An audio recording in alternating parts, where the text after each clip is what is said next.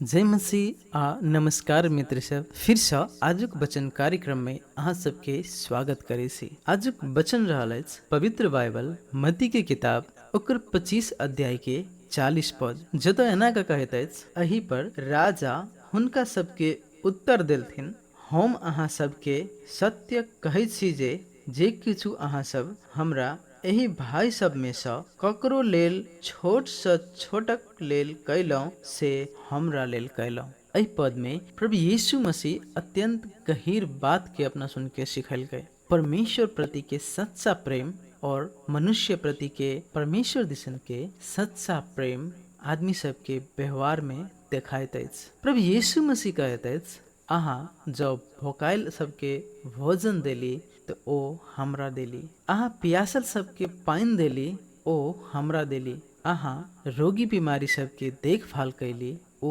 हमरा कैली। एकर अर्थ की अछि? परमेश्वर केवल अपना सबके प्रार्थना मात्र नहीं सुनैत अछि, ओ अपना सुन के व्यवहार भी देखैत अछि। बड़का सेवा केवल मंच के ऊपर से बोल के नहीं, लेकिन छोट से छोट प्रेम आ करुणा से शुरू होइत अछि। अपना सुन के आस पास भेल छोट लोग सब, गरीब कमजोर व्यवस्था कायल ओकरा सबके माया करनाई यीशु के माया करनाई अछि। सच्चा क्रिश्चियन जीवन के मतलब होइत अछि सेवा, करुणा आ प्रेम। परमेश्वर उहे हृदय के खोजैत अछि जे कहैत अछि, प्रभु हम अहाँ के प्रेम करे छी, और उ प्रेम दोसर के जीवन में भी देखलकै। तै दुआरे आइए दोसर के माया करू, सहयोग करू, आशा दियो, कियाक त ओहि सँ प्रभु यीशु खुशी होइत अछि। कैलाकि प्रभु कहने छथि कि हमर ई छोट सबके